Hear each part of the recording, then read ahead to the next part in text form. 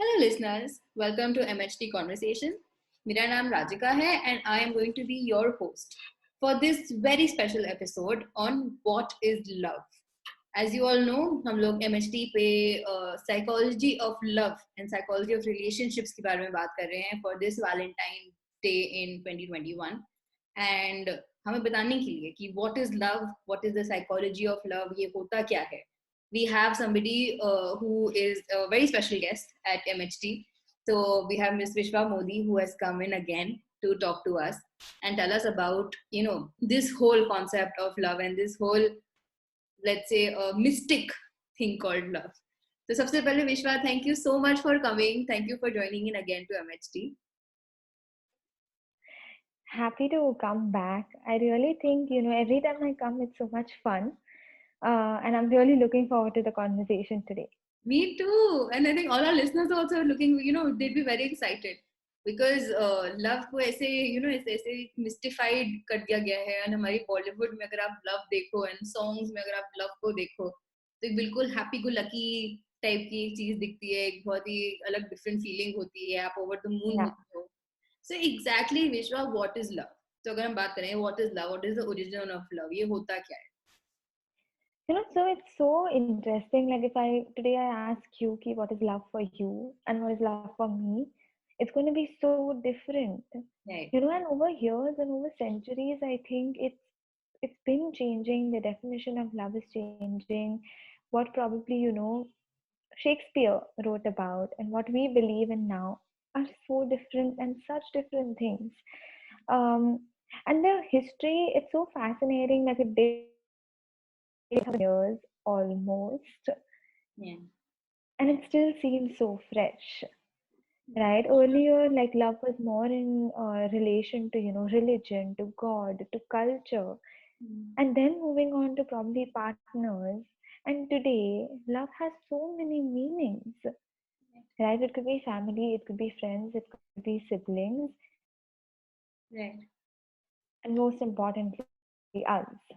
Right, right. I think you said it right. Most importantly, it is us. So, to example, love means. Exactly. Right. I So, think lost like, a little bit in the end. so many, synonyms like attraction, infatuation, connection, bond. Um, there is a word called adore. Yeah. There are so many variations to the same word, and in its own way, it's so pure in every relation that we experience, right? So, a love for a mother will be very different than a love for a father, Right. but the emotion still remains the same. Right. Definitely. Talking about it now, I think we've started to understand this concept a little bit more. It is not that just Yeah, generic "I love you" or happening between two people. So now it's got so yeah, diversified, and I think thankfully, people's understanding of this term has also increased in the recent past. So we can see how the concept of 100%. love is going out of relationships and also going on to different areas that you mentioned.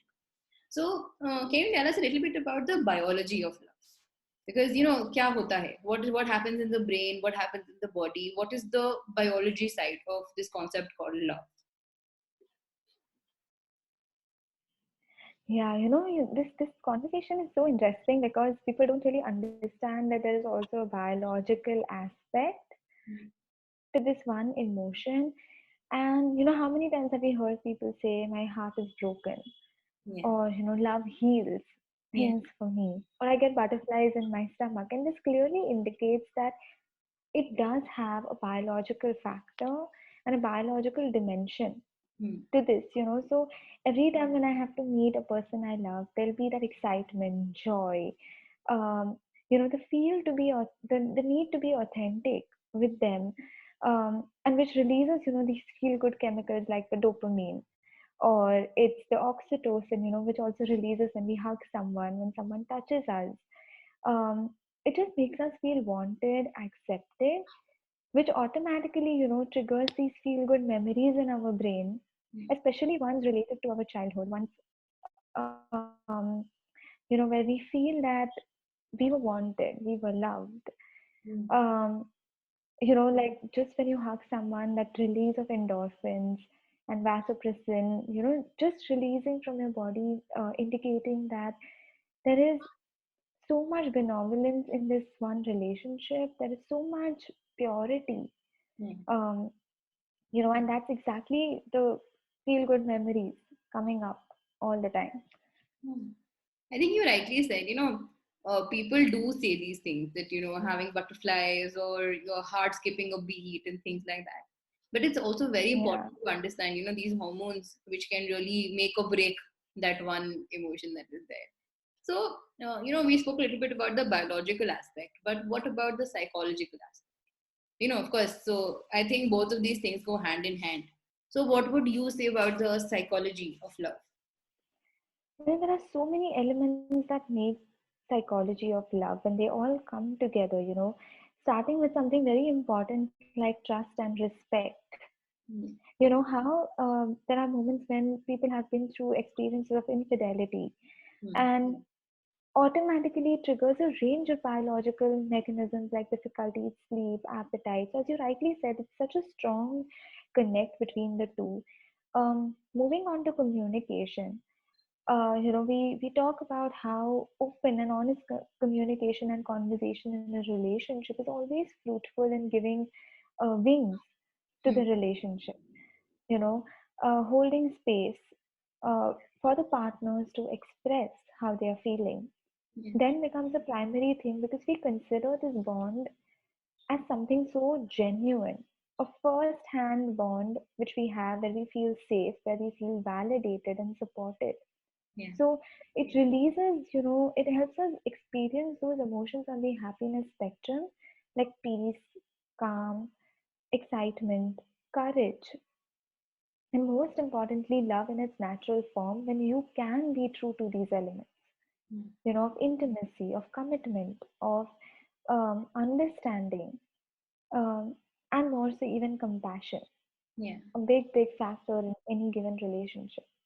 right, And, like a theory that comes to mind would be that of Sternberg's, who gave the triangle of love, who came in with passion, intimacy, and commitment. And when these three come together, it keeps the fire alive for yeah, years to come. right, But this also requires a very strong foundation, which again begins with communication, validation, and support. right, Right. So when these are present, it automatically enhances your social interaction. So love then truly becomes like a biopsychosocial model, correct, in which we can study love in using this model. correct, correct. I think you rightly said it because going by Robert Sonnenberg's theory also, you said that there has to be a very strong foundation for all the three factors to come in. I also feel that it requires constant work and effort. So that foundation will definitely be built only when you have that kind of let's say a way towards working for that relationship. Doing things, respecting your partner. So you'll never be at that one stage that okay, now I'm in a happy relationship. You have to keep working towards making it Yeah, happy, and keep the love going strong, as the saying goes. So, you know, 100%. on that note, Vishwa, I think one of the very most famous concepts that is kind of famous in the youth today is positive psychology. So, we see a lot of people talking about it and giving references to some positive psychology notes. So, what about love in the language of positive psychology? What would you say? The positive psychology has like few important constructs like compassion, kindness, forgiveness, resilience. And as you rightly, actually put, where having a relationship going requires efforts, which means that there are going to be downfalls, Yeah. right?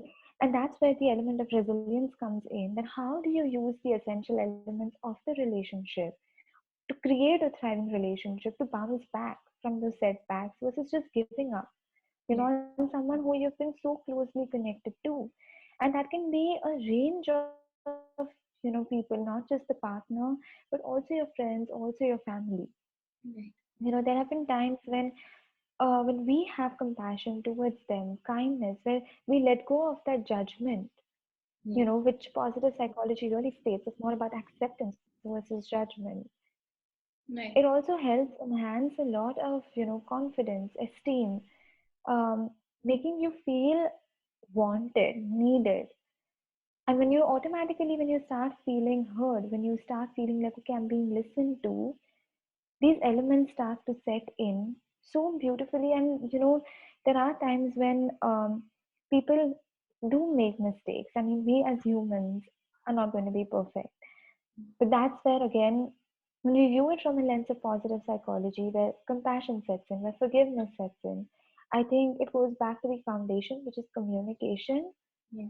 which is like a pyramid, foundation of that pyramid to a range of possibilities present. And 100% it helps create such a fulfilling and a thriving relationship. Right. Right. Definitely. Like listening to you talk about it in such a pure way. It just it's giving like such a that love is something very pure and something that should be cherished.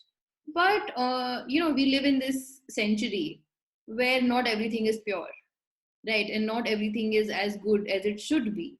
So, what about, let's say, healthy versus unhealthy love? What would you say about unhealthy love? So relationships, exist on a spectrum of interdependency where I am happy and you're just adding to the happiness, versus codependency, which is more about you are my happiness, you give me life, you provide me with, the warmth. So, it's like you are not my world, but you can be my favorite continent or the biggest continent in my world, but I am still the world. And that analogy or metaphor, when I read, it really helped distinguish so many things and put things into perspective. That, there are times when we casually make these statements like, oh, but I die if this person leaves me, Yeah, or, I can't imagine my life without them. yeah, Versus, coming back to that element of positive psychology that we were talking about, it's not just compassion and kindness in a relationship, but first towards yourself yeah, before it's passed on to the other person, and that helps distinguish healthy from unhealthy.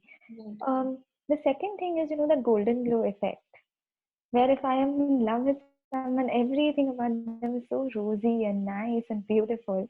Where even when we know there are red flags, we don't choose to attend to it. So, something very passive as, emotional abuse can take like a form of passive versus something that's very active.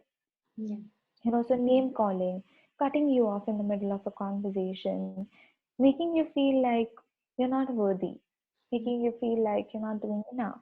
yeah, Elements like gaslighting, where conveniently the blame is put on to the person, and where they are made to believe that it's not them, but they who did it.